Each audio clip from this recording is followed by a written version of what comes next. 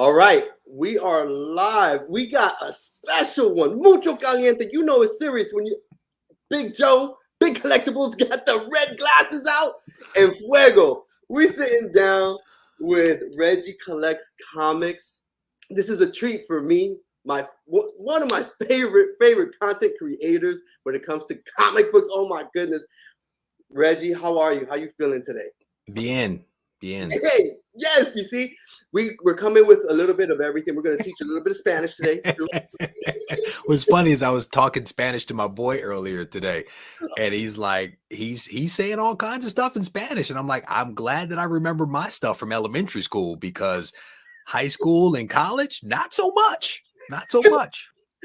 You know, it's I don't practice it enough. I need to practice it enough. It is definitely a skill. It is a skill, brother. And if you don't practice it, it will get away from you, you know. And I'm as dumb as a rock when it comes to foreign languages. So thankfully I can just speak in English, and people are good with that, you know. So sometimes I have trouble with English myself. It happens, but it is a pleasure to join you, Joey. I appreciate you having me on, man. Glad that we could work it out and make the magic happen. Absolutely. Okay. All right. So let's we're gonna get right into it, and you know, before we officially start, though, I want to mention. Look, I've got it pinned there in the chat. If for whatever reason you're not subbed already to Regie Collects Comics, it's there. Go sub, come back, because you may miss some juice, something exciting that we were talking about. But hurry up, go sub for whatever reason. If you're familiar with Veve and you're investing in comic books, you've got to educate yourself. And there we go. We've got a perfect source for you to educate yourself. John G, what's up, brother? Welcome. We're going to go ahead and get started right now. And of course, if you like free stuff, subscribe, like the video, all that good stuff. Tomorrow, we're going to have a giveaway. All right. So, Regie, where were your parents born? We are from Detroit, Michigan, man. Born and raised. Very cool. Very cool. If you're from Michigan and you're a kid, that's how they tell you to tell people where you're from if you're lost. Like, you put your palm up and you point to where Detroit is, because it's shaped like a mitten. Michigan is shaped like a mitten. Got you. So, and then I know that you've relocated not even too long ago. Again, if you don't want to mention where you're at, I don't need an address. I'm just saying the state. No, brother, I tell people all the time I'm like a migrant worker, man. So I was born and raised in Detroit, Michigan, and I left Michigan to go to college. And I remember calling my mother freshman year of college, and I was like, I am never coming home again, right? And part of what I was saying to her was like, look, I'm going to stand on my own 2 feet, right? I went to Howard University in Washington, D.C., and I was like, I'm going to stand on my own 2 feet. I'm going to do my thing. I want you to be proud of me. She heard something completely different, like moms and parents do. She heard something completely different, was like offended, hurt her feelings. I think there might have been a tear. But after college, I bounced around, man. I had a pretty good career. I've been in about 9 different states over the last like 20 some odd years. So I get around, and I'm in the pharmaceutical biotech space. And so I go where the opportunities are. And sometimes it's in California, sometimes it's Florida, sometimes it is in Plainville, Connecticut.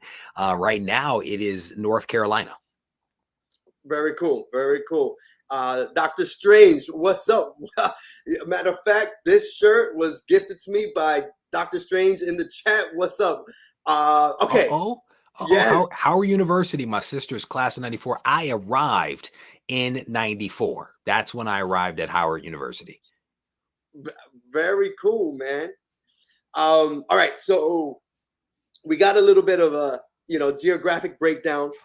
What toys did you play with when you were growing up? The ones that we could afford. Like, legitimately, my parents were really young parents. Like, my mom had me when she was 17 years of age. So, we played with whatever, the family could afford. Right. So I think it was mostly like G.I. Joes and Transformers. Like, that was the really like hot, popular stuff. So I literally across the room have some of my original He-Man, Transformers, and GI Joes, because my mother also saves things for sentimental purposes. So she saved a lot of my stuff from my childhood. Very cool. I guess that's where you got your collecting from. Maybe, You know. maybe Sheila. If you want an old Michael Jackson jacket, Sheila probably has it. Oh. She doesn't hoard, but she will save things that she believes has some sentimental value to her children, and she will file it away and she will bust it out at the right moment. And the wet works begin. Who doesn't love Oh, seeing stuff from their childhood? You know what I'm saying? No, yeah. I have a box for each one of my kids, Yep. and I put stuff in there. Even now, I just it could be any little thing. I love you, Daddy. No, bam, in the box. Agree. I have stuff from my daughter on the table behind me, off to the side, that she's given me. At one point, my boy's Voltron actually disappeared, because I have a Voltron from my childhood that my mother gave me. We bought my boy a Voltron, and he was like not really appreciating it. So I kind of like hid it for like 6 months, and then he started asking about it. I was like, you know what, maybe I should just give it back. And he still doesn't appreciate it, so it may be hitting again. I have the same problem. Yep. So cartoons. What cartoons did you watch? So I think it was, again, like GI Joe, Transformers, He-Man, whatever came on, like was it Saturday morning cartoon? I would wake up, have my cereal, and I would stand there and watch Smurfs. I was a big Smurf fan, man, back in the day. Oh, yeah. I think Silverhawks. I don't know a person that did not watch the later in life, the X-Men, the animated series. I was a big fan of that. So, if there was a cartoon on, more than likely I watched it. Heathcliff, I think I watched a lot of that as well. Yeah. I was big into Smurfs, also GI Joe. It's that era. Yep. So anything current shows that you're into? I don't really watch cartoons now. Yeah. and my audience gives me a really hard time about that, but I'm just not into cartoons. It's not my jam. I'm more of a a movie kind of guy. Like right now I'm rewatching the Aliens series all over again, because it's for a limited time on Amazon Prime, so I'm rewatching that. But cartoons in the present day, not so much, unless my boy wants me to watch something with him. So we've watched a little bit of the new Masters of the Universe. We've watched that. We watched a little bit of Voltron together. And it's just cool, because they like to connect with the stuff that Dad watched as a little baby. That's how they refer to me, as a little baby. So we sit and occasionally watch some stuff together. Okay. That's dope. Again, I go through this. I throw on the old school GI Joe, Voltron shows, and they love it. They're like, "Oh, you watch this?" I'm like, "Yeah." They're like, "Yeah," it's fun. What about video games when you were growing up? Growing up. Yeah, Brother, growing up. If it was on Nintendo, I had it. Duck Hunt, Excite Bike. What were some of the other ones? There was the baseball game, like much later, Sonic the Hedgehog from Sega Genesis. So back, a little bit later, as I got a little older, our financial situation changed, and I was able to get, a lot more of those systems, and was able to play a lot of those games. So if it was on like Sega Genesis, or if it was on Nintendo, I had it. And I'm laughing because I was also a big fan of Burger Time. And my stepfather had a console, and I can't remember which console it was, but like one of his only games was like Burger Time, and I used to play a lot of Burger Time. And somebody actually gave me a graded Burger Time game a couple of years ago, and so it was like this little cool piece of history kind of coming back around. The fact that you had an emotional tie to it, that makes it special. Yes. Yeah. And I think that's one of the great things about, the hobby. And you can pick your hobby, right? Trading cards, video games, comics. You can pick your hobby. The nostalgia that comes with some of this stuff is part of what makes it really special. I mean, that connection to a earlier time in your life, a simpler time in your life, maybe a magical time in your life is really awesome. And that's, to some degree or another, what we're paying for, right? We're buying pieces of our childhood back to relive them, because it reminds us of a greater, simpler time. For sure, for sure. And when you mentioned duck hunt, now I have to ask that, you know, I would get up close. I was like, you know, I would get right up to it, like, you know. How, did you do the same Hey, thing? man, that dog used to laugh at me and I didn't care for it, right? So I used to get right up on the glass. That was me. I was like, man, I'm gonna get all of them, man. These ducks dead meat. Yeah. I think every single person out there is guilty of getting right on the TV, you know. But I mean, you know, let's be completely clear. If you are like blowing on that cartridge, you know, rubbing it with the Q-tip, with the alcohol on it, trying to get the connections right, you deserve to score as many points as you can score, however you score. That's all that I'm saying to you. You've earned the right to cheat. Okay. Man, it's a workout before you even put the game in. It should be that's it. You put the game in, you bam, high score. You got it. If you don't pass out from blowing on that thing, you do what you do, you know. So, all right. So we spoke about the video games and stuff. So, you know, the comics. Do you remember your first comic book? Absolutely not. No. Absolutely not. No, heck no. So what I would say to you is that I had a lot of older cousins on one side of my family. And I think my earliest experience with a comic was probably one of theirs. And it was either like a Hulk comic or like a Plastic Man, elongated man type of comic. But the very first comic that I ever remember like owning or buying, I would be guessing at what that comic was, to be honest with you. You know, Huh. just because you know, there were some Atlas comics that I remember owning early on, but I don't know if those were the first comics that I ever owned. You know what I'm saying? Like my memory's not that great.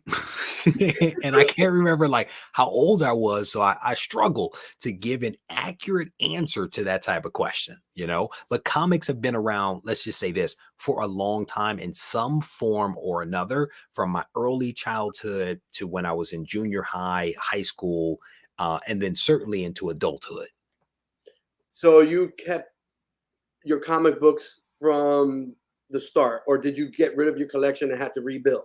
So Sheila doesn't throw anything away. Right, right, right. Right. So for me, man, I used to work at rallies. I used to be the sandwich maker, and I used to work at Taco Bell as well. So I would go to work, you know, either one of those jobs, because I had them, you know, the rally job for a period of time, and then it was Taco Bell.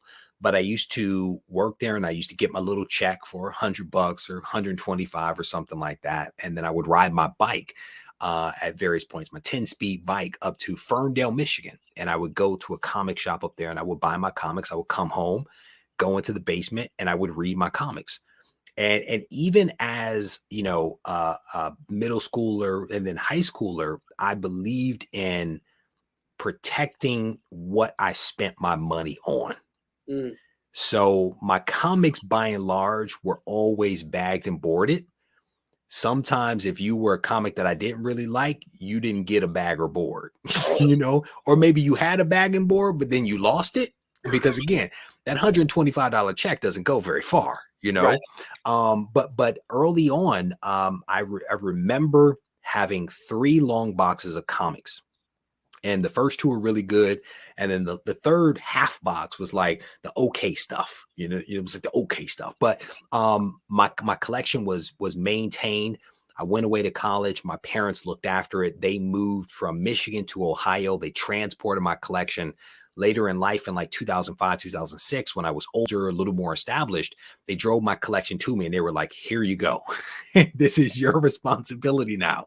And I maintained it from 2005 all the way to the present day. Like I literally have books in this room from my rally and Taco Bell money. Wow.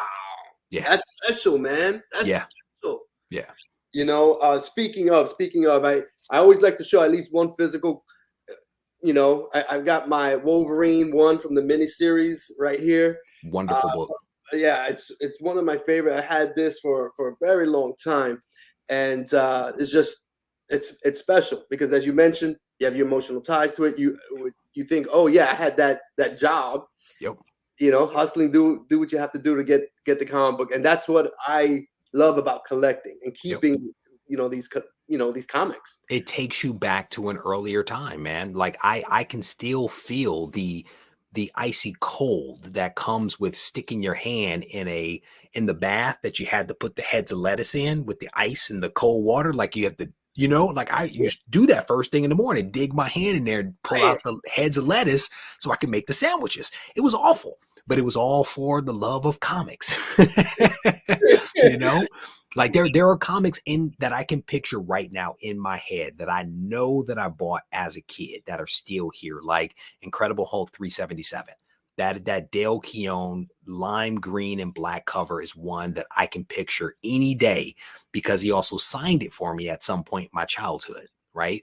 There are some Uncanny X-Men books with Wolverine and Cameron Hodge on the cover, orange cover, that readily come to mind because these were the books that I earned and that I read over and over and over again as a kid.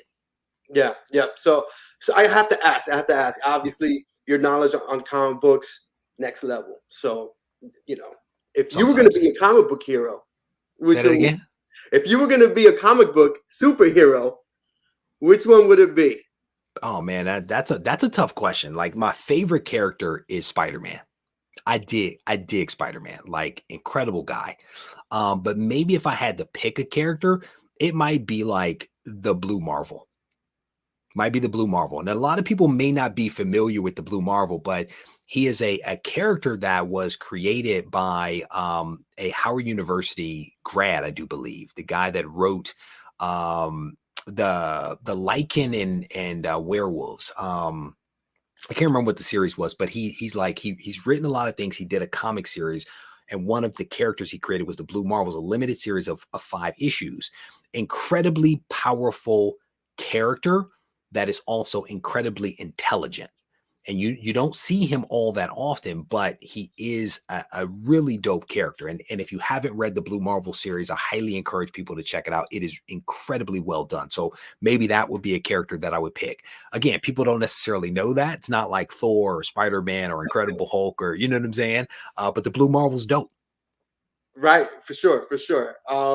By the way, anybody in the chat that's watching, I've got, and for whatever reason, you're not subbed already to Regie Collects Comics. Go subscribe, hurry back, because we're getting in it. We're getting in it with Regie, getting to know, obviously, huge YouTube personality, but we're getting to know who he is, a little bit more about him as a person, his background. So, all right. So what about the figurines? Any Marvel figures, toys that you collect also?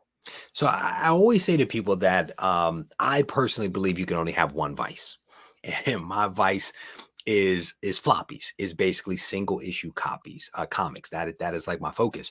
I do have some statues, but the statues that I have or the figures that I have are all like gifts and AOKs from my subscribers. I think statues are incredible. It's just that one, I have young children, and young children don't let you have anything nice. They will destroy something in a heartbeat.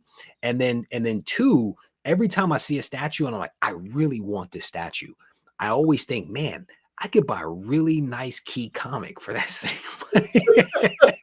So I never do it. Like I can tell you, there was I believe it was a Sideshow Scorpion statue that came out about 2 years ago.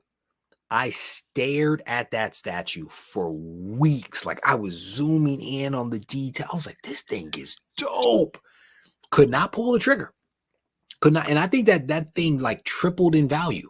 I could not pull the trigger because I was like, I got to get this next comic, Man, no, I get it. And what you mentioned about, having kids is definitely a factor. And you know what?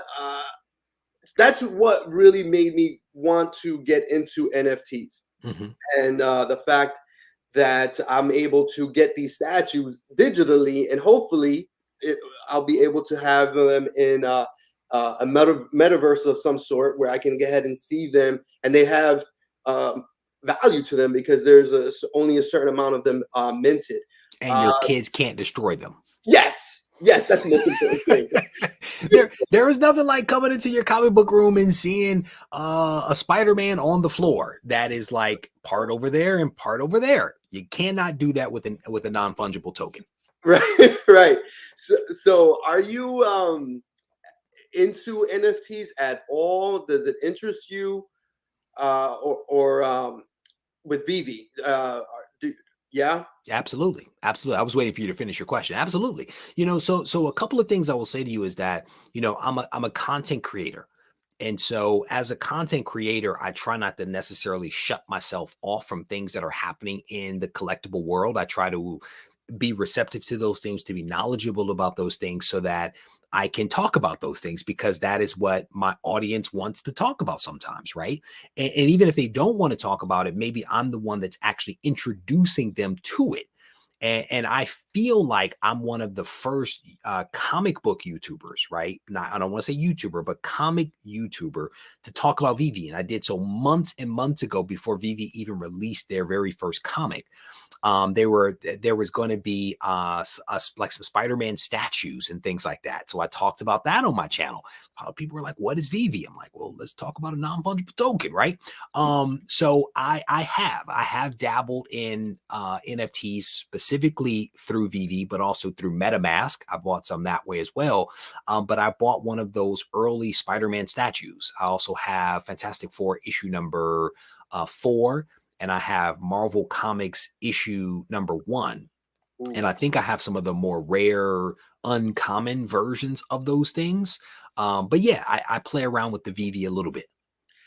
I don't know if you've checked the marketplace recently, but these NFTs, you mentioned Marvel issue 1, it's every day it's like going up. Yeah. And this Spider-Man, I'm assuming it was the first appearance, the very first Spider-Man statue.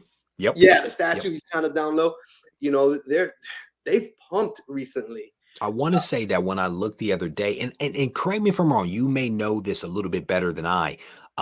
Is there a place to look at what has sold, or can you only see what the asking price is? Yeah.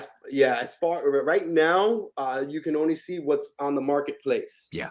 So that's asking price versus selling price. And I simply asked because I literally talked about this on my show just earlier today. I did a live stream and I mentioned my statue that I paid a couple of dollars for. I want to say it's now $4,000 is the asking price. But I need somebody to tell me what the selling price is. Well, I'm telling you, if everything I've put on the marketplace, as long as it's on the floor, you know, if it's $4,000 and I put it for $3,900, it's sold for me. It may take a few hours, 12 hours or so. I put something up for sale and it didn't sell. I looked, somebody undercut me. I'm going to let it chill there. You know, in my experience, it eventually will sell within the next day or so, but I don't know, you know, for sure. So if it's, I guarantee if you go and you drop it, you know, $200, it's going to sell. Yeah. But like, I mean, I don't remember how much I paid for it, but it was one of those statues that I think sold out pretty quickly. The Spider-Man version. And I want to say the most recent asking price that I saw in the marketplace when I looked 2 days ago was like $4,000, which is just incredible. I did not get a chance to look up the FF1 or the Marvel Comics issue number 1, but I will at some point. For sure. I mean, they're pumping hard, you know. And Dokta Strange in the chat saying, in Veve, the asking price is the selling price. There you go. So in my world of comics, we try to be careful about that, right? And I say that because you can ask, you won't get. So that's why we're so accustomed to looking at like either eBay sold, not eBay listings, and then also in pricing guides, because that tells you like your what things actually sold for. So in my mind, I'm always thinking, is this asking or selling? And so it's good to know that those are essentially one and the same here. So, and again, I have not jumped into NFTs maybe the way that others have that have YouTube channels about, you know, NFTs. But I do dabble because it's important for me to be knowledgeable about things that are happening in and around my area, which is comics. For sure, for sure. It's what do you think about the future? Do you think that you know?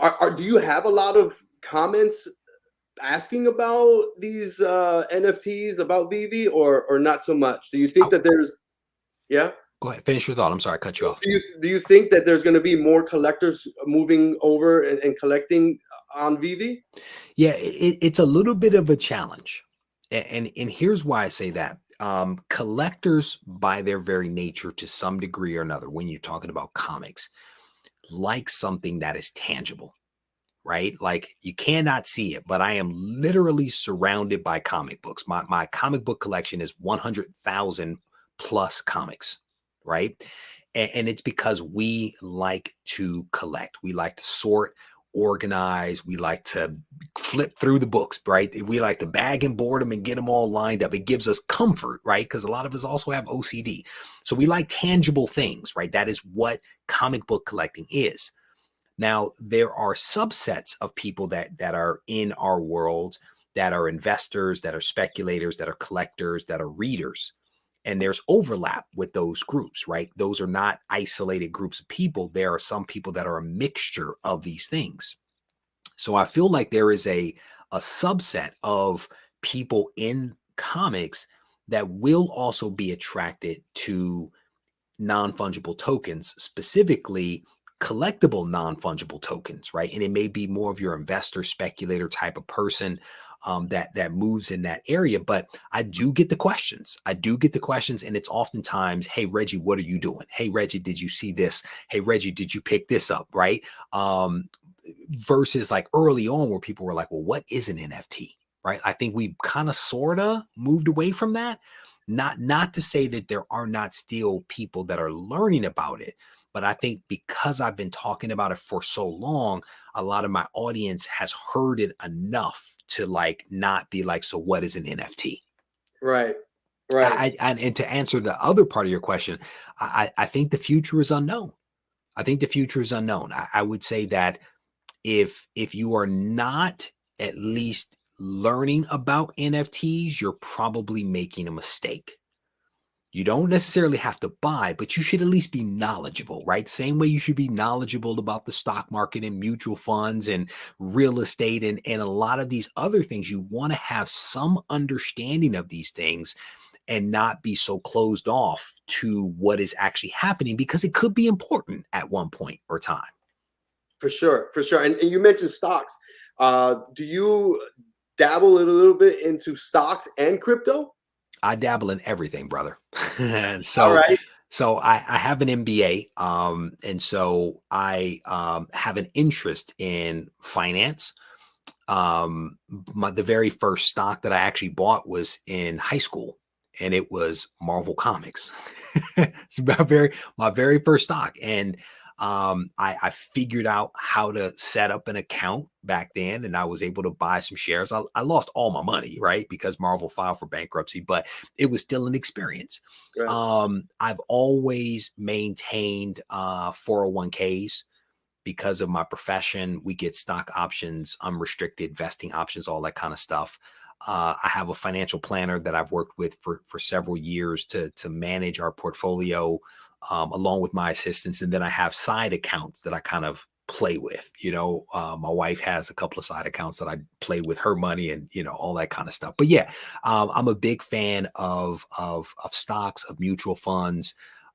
You name it, I've probably done a little bit of it. Any favorite cryptos that you're willing to mention? Oh, and sorry, you did ask that question. So when it comes to crypto, I I have a few different like wallets and ways that I buy. I do some of it through PayPal because I use comic book money that's like play money, right? So that's over there. I Right. have a Robinhood account, so I kind of play with some of that money.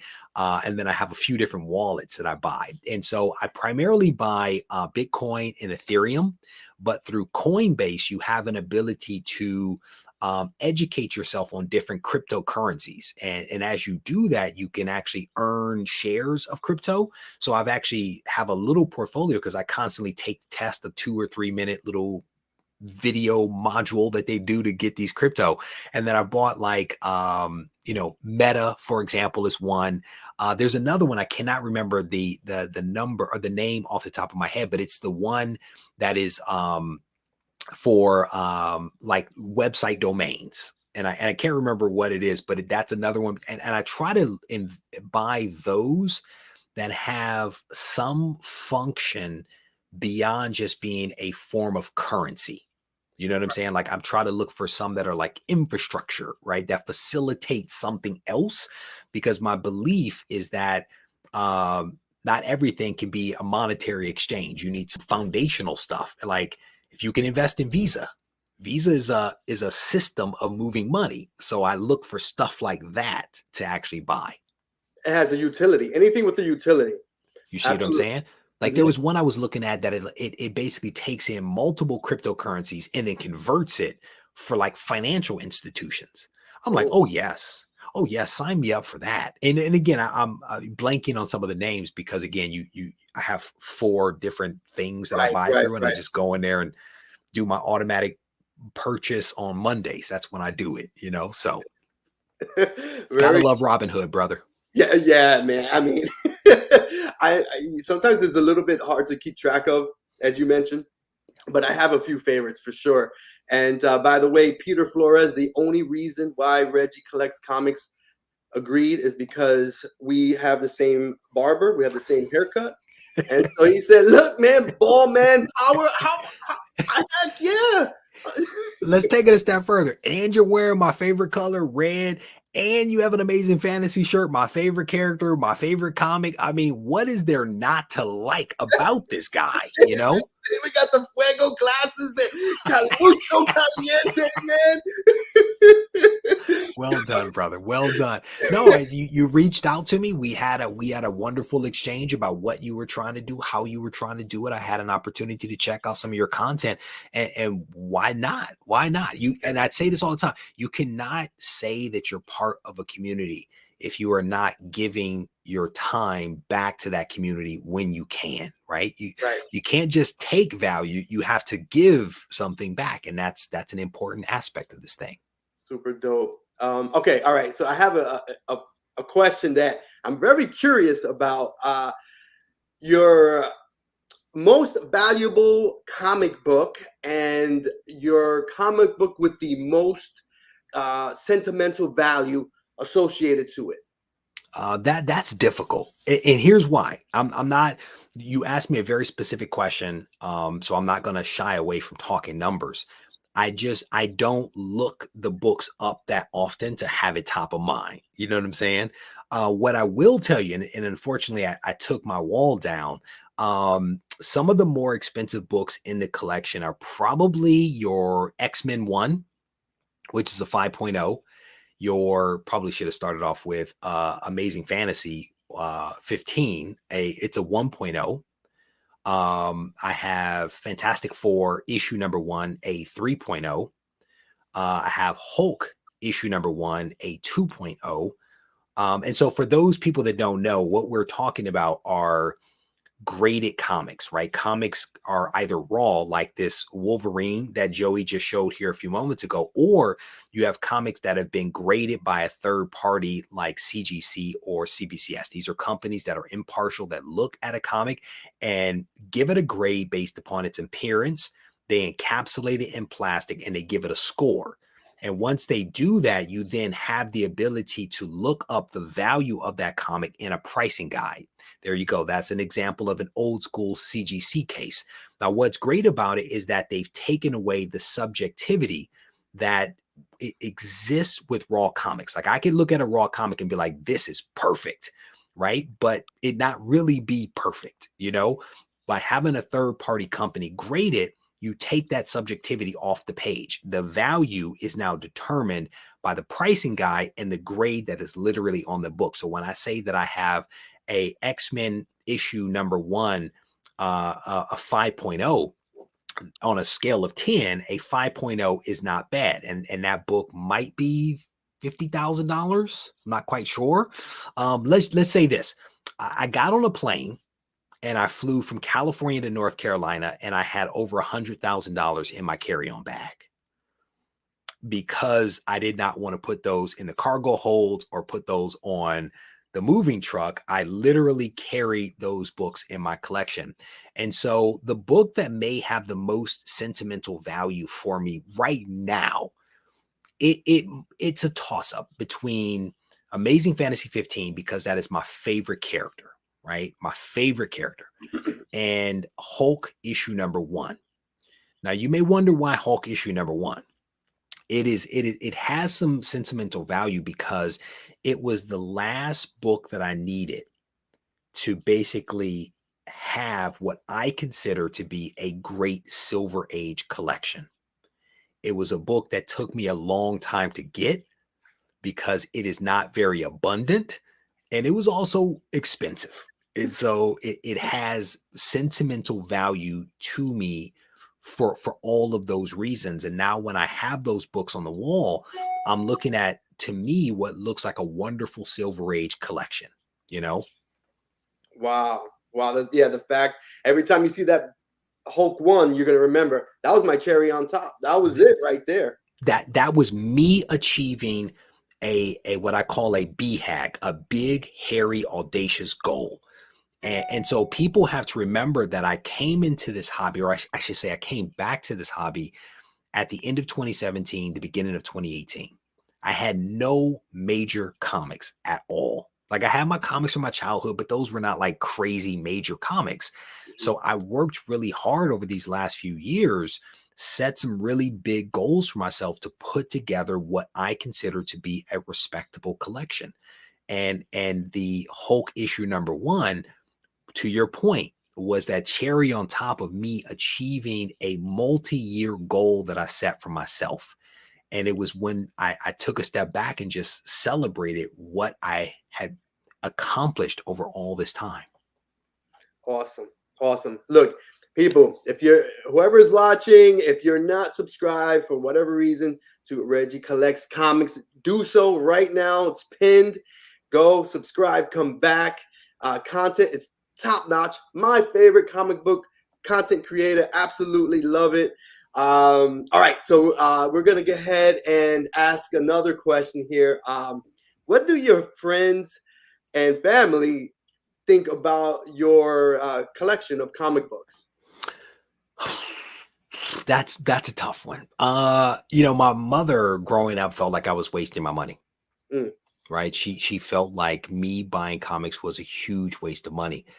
And every time a comic goes up in value, I like to point it out for her that I did not waste my money. I wish I could be like that 13-year-old kid that bought Action Comics number 1 that just sold for $3.16 million. That is not my luck, but my collection is done incredibly well. I would say that the big turning point for my family was when they came to something that I call Garage Con. And Garage Con is literally what the name implies, a con in my garage. It is where I invite, as a content creator, people to my house to hang out and to spend time, not just with me, but with each other. So I'm creating a sense of community, real life, where people come together, hang out, talk about comics. We had a ton of people show up here in North Carolina. My parents were here because my parents are like 30 minutes away. And so my parents were able to see people not just from across the country, but like from Canada. I think that's when it started to hit my mother that I was doing something really special, all because of the rally and Taco Bell money that I spent back in the day. You know what I'm saying? I think that my family is not at all surprised by the collection that I've built, or the YouTube that I've built, or the fact that I've written a couple of comic book related books, right? They're not surprised by that because they know that when I'm committed to something, I go all in. And that goes back to what I said before about I can only have one vice at a time, Right. you know? So before I was a bodybuilder. My thing was bodybuilding. I went on and I became an IFBB pro. I won competitions. I was on the cover of magazines. I had sponsors. I wrote articles for magazines around the world. That was my vice. Now it's comics, and I'm doing the same thing. My career, same thing, right? This is who I am. I go hard and I just have fun and enjoy it. Yes, yes. Those days of you digging in that ice, you know, that's it, paid off big time. Bruh, you have not lived until you stick your hand in there with that ice cold lettuce. And it's brutal. It is brutal. And we're talking deep sinks. Like, you know, these are deep sinks, man, you know, full of heads of lettuce. You see how that stuck in my head? But yeah, you know, I think I would say, to get to the other part of your question, I don't know that my friends fully appreciate it. Like, I'm an introvert, so I don't have a ton of friends, right? I think I have more like virtual channel friends than I have friends, you know, like I have fraternity brothers, but they're not friends. They're fraternity brothers. I have work friends, but they're not, you know what I'm saying? But I would say anybody that knows me is not completely surprised that I do what I do. You know what I'm saying? I think that people appreciate it. I think that when they see it, when you see 100,000 comics, it's a little different. It's a little like, oh, I don't know that I fully appreciated that it's an entire garage bay full of comics. You know what I'm saying? But yeah, you know, it's this is a hobby that I thoroughly enjoy, and I've actually found a way to get my family involved in some of this stuff. My siblings appeared in a video that I released earlier today. I have 3 siblings. They appeared in the video. My brother works on my podcast. He does that for me. And then my sisters potentially will be doing a couple of things for me. They pop in occasionally, help with Garage Con. They pack up orders occasionally. You know what I'm saying? But and my parents were here literally this weekend helping me process 400 orders for a book that I wrote with Doug Bratton. So it's just, Wow. the family gets involved, man. Very cool. And the next Garage Con, do we have a date? Typically it is in November. We do not have a date yet. And I'll tell you, you know, normally it's more of a October, this date looks good. Let's do it that day, you know. I think that we're going to be much more purposeful with GarageCon for a couple of reasons. One, I am going to be doing a copyright protection for the name GarageCon. I'm currently doing some things with Belle Biv DeVoe, because they had Garage Concert Series, and I have Garage Con, so we're working through a couple of things there. But the other thing is, as I mentioned, Doug and I wrote a book. We released the book at GarageCon. There's some things that we're working on that will potentially be released at the next GarageCon. So I'm going to be much more purposeful about the date. And I'm going to identify that date much earlier than I normally would. And so I would say, hopefully in the month of February, I will be able to identify what that date is in November of this year. So, all right, everybody, when you're watching this, even after the live, go subscribe. Once the live is up, I'll put in the description a link to Regie Collects Comics. If you're not subscribed, go subscribe, and you can get more details when it's released, hopefully in a month or so, for Garage Con later on in the year. Okay, so I've made some bad decisions buying and selling comic books. Can you share one where it was a good investment or a good experience? It doesn't have to be all about money, but a good experience buying and selling, and a bad experience when you bought or sold. Yeah, I'll give you one that doesn't necessarily involve selling. Let's do it this way. Okay. So I sent a book in to CGC because I believed that the book was going to be a hot book, right? The book had a value of around $1,000, right? Which is not chump change, right? I sent the book in, figured it was going to be a 9.0, send it off to CGC. Because of the current turnaround time, again, at the third-party grader, by the time the book came back, its value had fallen to $400. So it's like, okay, that hurt, you know? And so I said that it's not a story about selling because I don't want to sell it, because I think that it still has some potential, because it is a book that has some significance. So now I'm sitting on what was $1,000 book that is now a $400 book. You know what I'm saying? So that's sitting there. I would say from the good side, as I mentioned, I came back into the hobby at the end of 2017, beginning of 2018. I didn't really have any major books, and I went on a little bit of a buying spree.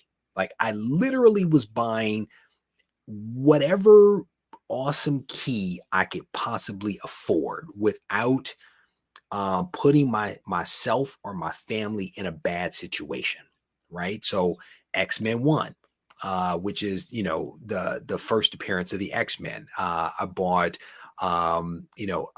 Amazing Spider-Man issue number 129, the first appearance of the Punisher, right? So I bought a lot of really wonderful books.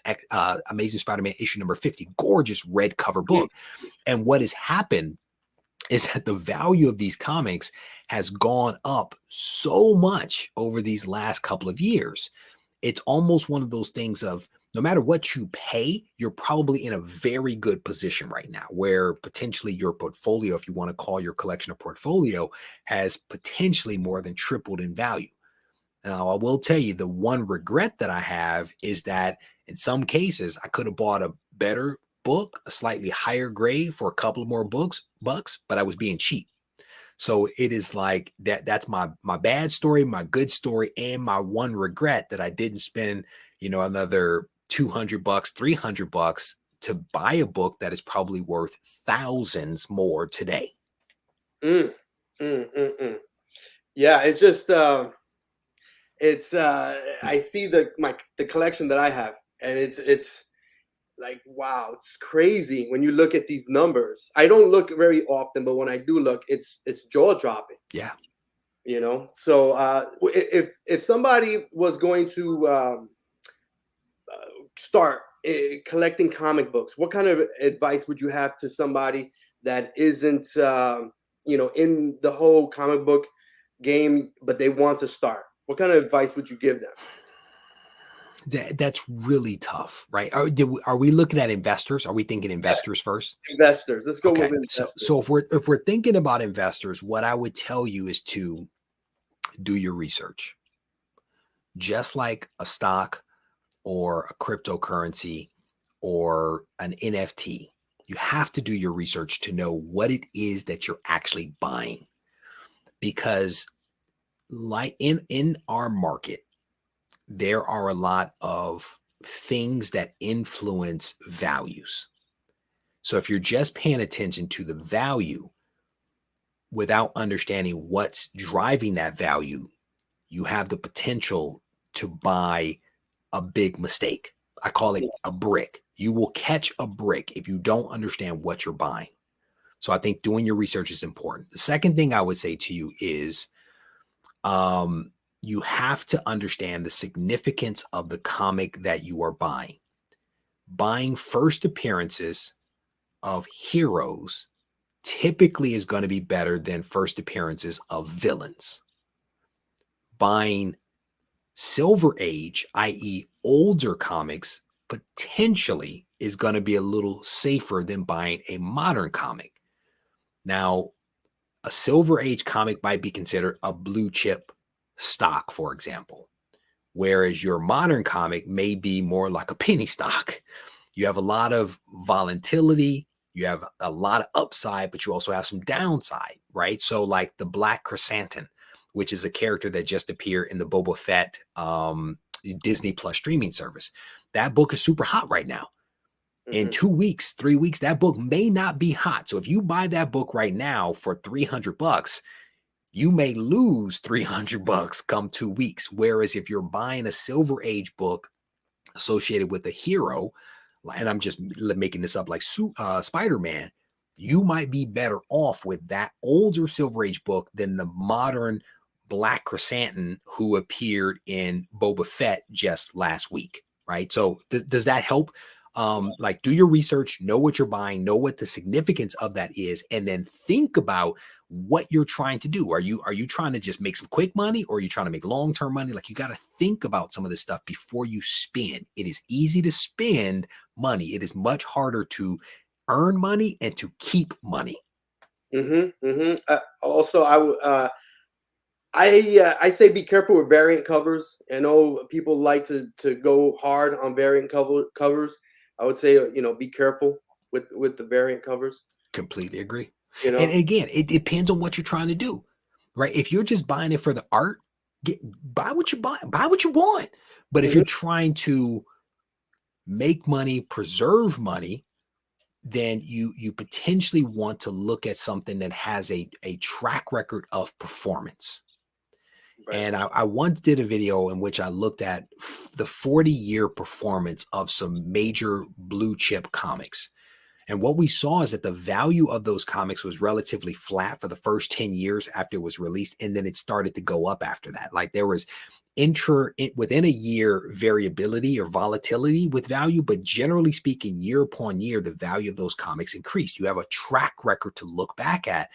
You also have, more importantly, a fan base that loves that character, that invests in that character, that wants that character's first appearance.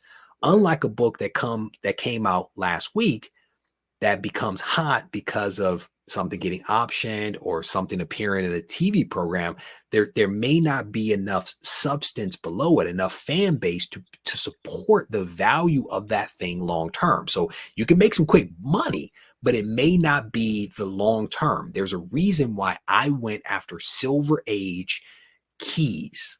Your Amazing Fantasy 15, your Hulk 1, your X-Men 1, your Daredevil 1. There's a reason for that, right? And I still occasionally buy new comics. I still enjoy reading them, but I don't look at new comics or variants for that matter, like, in honesty, I don't look at them as investments. They are something that I buy to enjoy. Right. If it becomes valuable later on, great, but that's not what I'm doing it for. It's an extra bonus. It's an extra bonus. Like, back in the day when I bought comics, I bought them for entertainment purposes, but I took care of them because I believed that there was some potential there, and I still look at new comics that way. I buy them to enjoy them, and maybe there's some potential there. Absolutely. That's why I bought my comic book. Same deal. And, and here we are, still, boxes, bunch of long boxes of comics. All right. So, all right. I got a lot of long boxes and short boxes. Let me tell you. This closet is exploding over here. So someone over here, can I answer this question over here, Joey, real quick? Yes. So someone, Dokta Strange, I think that's what that said, or is it Dokta Strange? Dokta Strange. Okay, that O is throwing me off. Was Regie able to identify the catalyst that drove down the cost of the book over the course of the months? It's a Star Wars book. It's a Star Wars book. And so I think that it just has to do with the volatility associated with Star Wars right now, the ebbs and flow of it, the speculation that comes with somebody being super excited about something that was announced that then doesn't come to fruition. I think that that's part of it.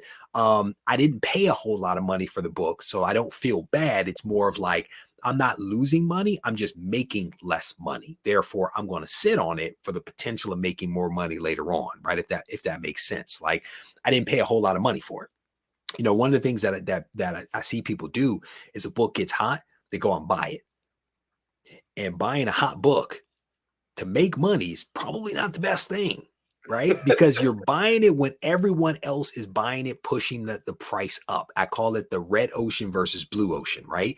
You want to buy a book when it's blue ocean, when people are not paying attention to it, when they're not buying it. You want to anticipate the market and be ahead of it so that when everybody catches up, they're paying the red ocean price, but you bought it for the blue ocean. That's how you make money. If you buy it red ocean, how much higher does it have to go for you to actually make meaningful money if you buy it when it's super hot?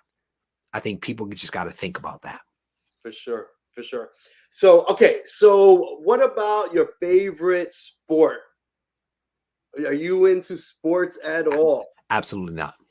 No sports. That's it. All No. So I mean, right. I'm a former professional bodybuilder from the IFBB, right? International Federation of Bodybuilding, right? I did that for a number of years. I don't consider bodybuilding a sport. You know, it's an activity, it's a hobby, it's not a sport. Growing up, I played softball, basketball, I ran track. I was never great. I was never great at those things. I grew up mostly with my mother, and then later on with my stepfather. Sports was just never my jam. Just never my jam. So you mentioned bodybuilding, Mm. obviously hardcore. Before you were next level. So, what I have to say, because years ago I was a gym rat. I was into fitness, and that my diet went with it. Like I was strict. Like obviously with what I ate. So I'm curious, what is your favorite food and snack? So my favorite food is a toss up between sushi and burgers. Like I've had two burgers today. And to be, I seriously, my wife wasn't here. I was like, I'm throwing some burgers on the grill. I had two burgers. I had one, and then a couple hours later, had the second one. Burgers and sushi. That's my jam. And what I couldn't remember the second part of your question. What was the second part? And snack, your favorite snack. Oh, chips, chips all day, Just all which day. kind? I'm more of a spicy chip guy. So like these jalapeno kettle chips. I don't know what they're called. My wife's love language is inventory. And what I mean by that is that whatever you like, she's bought it and she's bought a lot of it. I don't even know what they're called. I just go in the pantry or the snack machine is what my kids call it. I go in there, I have my chips, I'm good. But they're jalapeno kettle chips and I love them, you know. But any chip, man, Doritos, it really doesn't matter. But my favorite are spicy chips. That's my jam. Ooh, yes, I love spicy chips too. Yeah. Yeah. Um, I all mean, right, you so know, it's one of those things I want to eat them until I get my head sweats. I want the sweat to run. I call it the meat sweats. Like you eat a bunch of meat, you get sweat. And so it's either the meat sweats from burgers and beef, or it's chips. I want to sweat. I just I wasn't gonna even mention this, but I put hot sauce on my chip. Like I would literally, this is what I do. I hold it up, put two, three, bam, one after another, bam. So, Joey, I'm not gonna lie to you, brother. I've been known. I'm a connoisseur of the hot sauce, brother. I have multiple hot sauces that I use because I'm a big fan of that, man. I will put hot sauce on popcorn, on chips, on burgers, on fries, on eggs. Like I like ketchup and I like hot sauce. And I like these are the things we're getting down into the nitty-gritty of like the stuff that I really enjoy. What's crazy is I'll go into the snack machine and I'll be in there eating chips. You know, you go in to get a chip, a couple of chips, man. 20 minutes later, I'm still in there eating chips. My wife, my wife comes in. She's like, "What are you doing?" I'm like, "I'm just having a chip." She's like, "You've been in here 20 minutes." Like, I don't know what to tell you. The chips are good. I don't know what to say. You know, All right. Okay. I really like asking this question. Now, chip sweats. oh man, you're making me want chips right now. Okay, so we jump in the DeLorean, throw on the flux capacitor. We're gonna travel through time. We're gonna go to three times. One before you were born, anytime before you were born, to go experience, see something during your life. You want to go back, revisit, maybe something you missed out on, and then something you anticipate in the future. So something before, during, and after your life. Oh man. So if we could do something before, I think a lot of my answers are probably going to revolve around my family, to be honest with you. So my mother had me when she was 17. So I grew up with great grandparents. My great grandparents used to watch me at various points in the summer, when mom had to work and I was out of school. So if I could go back in time, I would go back to spend some time with my great grandfather. His name was Bud. They called him Bud. His real name was Arcelius. And my great grandfather taught me how to throw baseballs, even though I never really got into sports. But I remember sitting with him on the porch, him listening to the radio, him smoking, and him teaching me how to throw baseballs. And then we used to work in his garage. He had a lot of land, and we used to go in his garage. And whenever I visited, I had a piece of wood that was mine. So I would drill holes in it and I would nail it, and he would let me play with the toys, and that was mine. You know what I'm saying? I painted it one time like gray because he painted the porch gray. So I would go back and hang out with my grandfather, you know, and while I was doing that, I would probably hit up a comic shop and buy a bunch of stuff. Completely honest, brother. I'm buying all the comics. Okay. I'm taking the pop bottle money, because in Michigan we call it pop, and it's correct because the bottles are worth 10 cents. I would take all the pop bottle money, go to Mr. C's in Roseville, Michigan, and then I'm going to the comic book store up the street and buying all the comics. Okay. The second period in my life, I would probably go back to a period where my grandmother was still alive. My grandmother passed away a couple of years ago, and my grandmother was basically like a second mother. You know, I remember when my grandmother was the age that I am now. Like, that's how long I've been around. You know what I'm saying? My mom was 17. I remember when my grandmother was 45, Wow. right? I would go back and kick it with my grandmother. I was able to spend one final day with my grandmother before she passed away. I went to Michigan. I hung out with her. We went to a comic shop. I drove her around, and I got her, like, she wasn't eating much. And I was like, what do you want? You know, and she was like, I want a chicken sandwich. Got her a chicken sandwich. She was like, I want these hard candies. It's like, I'm going to get you these candies. She was in the hospital by this point. So I get her hard candies. I bring it back to her, these root beer candies. And that was like the last time we spent together. You know what I'm saying? Me and Granny hanging out. And that's what we used to do back in the day. Just me and my grandmother hanging out. I would do that again. And I would buy all the comics. I would definitely buy all the comics. And then if I could go to the future, man, I think I would want to see how my children turn out. Right. Because I'm 45. My children are 7 and about to be 5. There is a chance that I will not see them in their 40s. You know what I'm saying? Right. So I would want to go to the future to see how they turn out, because I think that would be a very special moment. You know what I'm saying? To see, because as a parent, as a father, my job is to get you from childhood to adulthood, and to try to help you be happy and well-rounded, not rich, not necessarily successful, but happy and well-rounded and contributing to society. Like, no serial killers, no kids on the pole, none of that kind of stuff. We want well-rounded children. I would go to the future and I would see my kids. That's what I would do. That's a good one. That's a good one. We're a similar age. Our kids are about the same age. So that's, very, very interesting. And Dr. Strange also in the chat. We're all the same age. Okay, so we're here on the home stretch. If for whatever reason you haven't gone and subscribed to Regie Collects Comics, best comic book content creator, and you got GarageCon coming later on this year. The announcement will be next month. So go subscribe, because you're gonna miss out on a lot of content. We got a lot of stuff coming, brother. I'm telling you right now, a lot of stuff. Okay, awesome. So please go subscribe, and it'll be linked in the description. Okay, so if you have 3 wishes, what would they be? That's hard.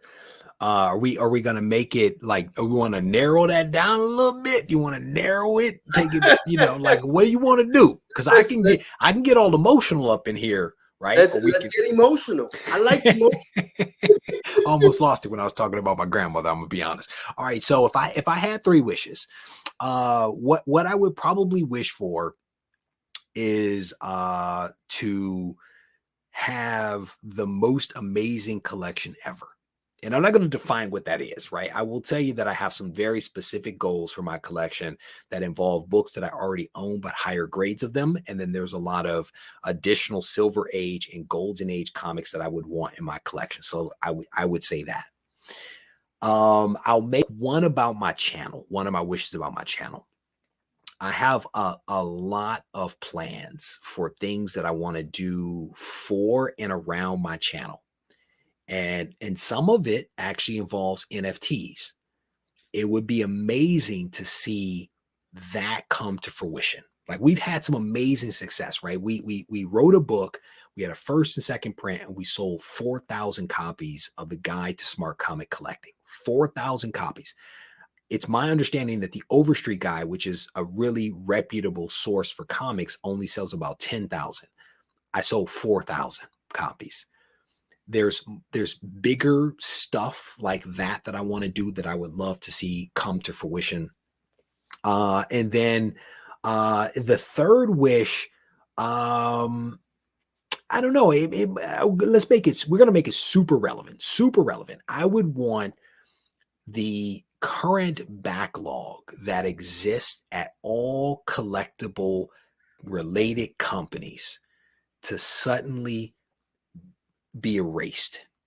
Everybody's book is now in the outer area of these facilities, ready to be shipped to your house. And I'm talking PSA, CGC, CBCS, like you name it. If you're in the world of collectibles, your backlog has been wiped clean.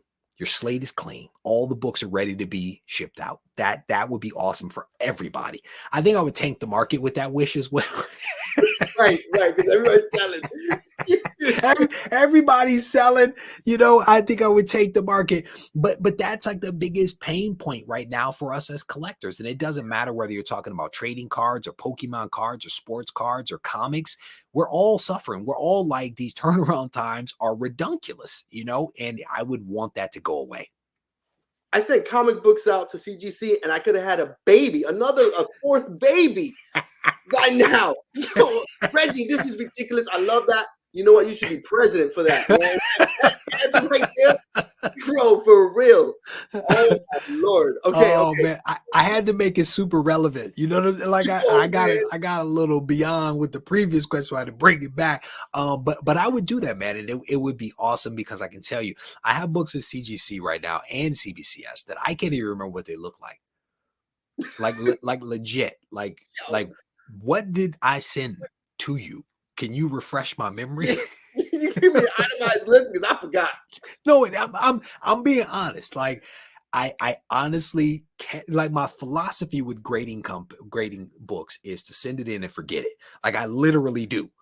And I cannot remember what some of the stuff is. I'm like, I think I have this book. And I'm like, where is it? And I'm like, oh, I think I sent that off. Like, I would want to erase that. And I think that there would be a lot of collectors out there that are extremely happy that they have their stuff back, you know?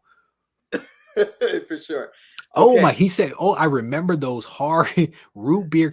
That is exactly what I'm talking about. That is exactly what my grandmother wanted. And they are disgusting. They're disgusting. But that's what that woman wanted. And I went to multiple places to find these little nasty candies, and she absolutely loved them. But I will tell you, my grandmother's last weekend was a good weekend. That's a good weekend.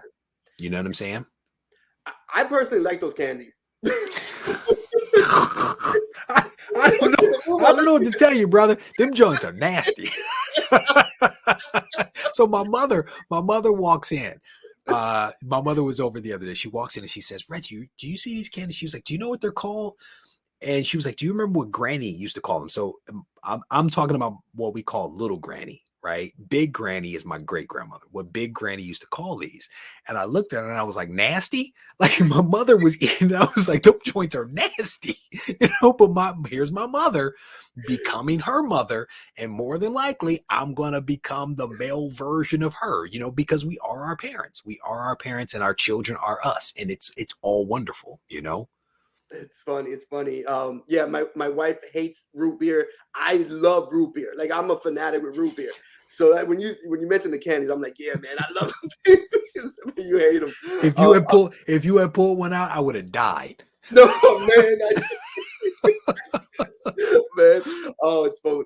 But yeah, my wife, she hates root beer. So okay, all right. So I just want to ask two questions, and I know we're here at our time, but I really wanted to ask if you believe in aliens first.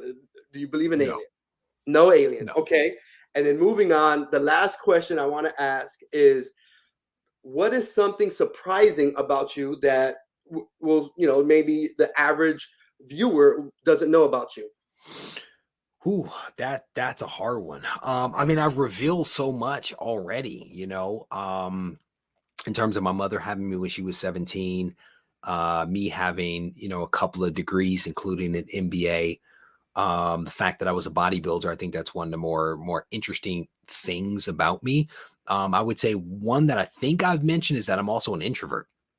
I'm very Right. much an introvert. I find my energy not from engaging with people, but from being alone with my own thoughts. That is my jam. I can be in my own head, and maybe it's because for 6 years I was an only child. Maybe it's just how I was raised. But I'm very content being by myself.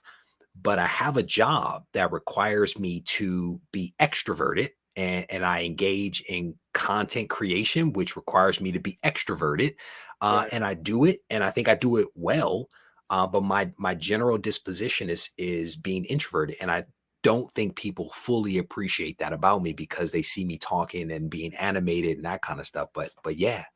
I don't know. I don't know if there's anything else that people don't really know, to be honest. Man, that's interesting that you're introverted, but yet, Mhm. I mean, you don't, wow. But here's the thing is, as again, my job I was a pharmaceutical sales rep, biotech sales rep for 6 years. My job was to go to doctors' offices and engage them in a clinical conversation.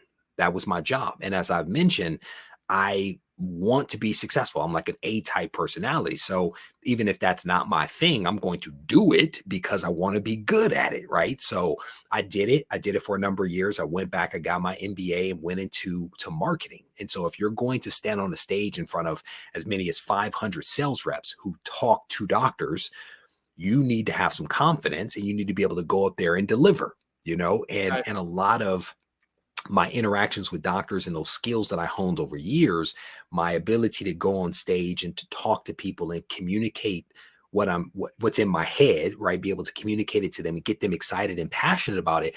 Those skills lend themselves to what I do as a content creator, right? I tell stories instead of in slide deck form or whatever. I tell stories verbally and with video and animation. You know what I'm saying?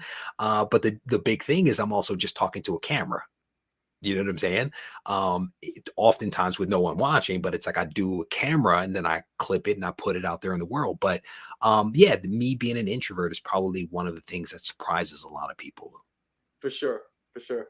Well, Reggie, I really do appreciate you taking out your time. I know, obviously, you're a dad, you have a family, you have content you need to create. But the fact that you carved out this time to sit down and sit with me and answer a few questions just so we can get to know a little bit more about you as a person. We know, obviously, Reggie collects comics as the YouTube personality, but maybe a little bit more about, root beer, hard candies, and you're standing on it and whatnot. And the getting the heads of cabbage and fucking deacon guys digging in there and all Uh, that, working at rally. So Brother, I was good at rallies, Brad. I'm gonna tell you, I was you nice. I was you nice on killed the it sandwich station. for real. Yeah, I used to open rallies up, man. They used to send me to train other people. I used to open rallies. I was good. Brother. The next, Garage Con, I'm gonna have to come through. I'm sure they're gonna be burgers. I'm assuming they're gonna be burgers, right? Well, I'm There, requesting a burger there, from there's gotta be burgers, right? burgers, man. Garage Con. I'll bring the grill. I'll Well bring all done, the. brother. Well done. Well done. I like how you brought it all full circle. I like that. All right. You know what? Everybody, one last time, please go. It's pinned. And once the live is up, it's going to be in the description. A link to Reggie Collects Comics. And, he's got some big things coming down the line. Again, Garage Con, all that good stuff. So, Reggie, once again, I appreciate the time. Thank you. My pleasure, brother. Be well. All right. I'm going to end it now.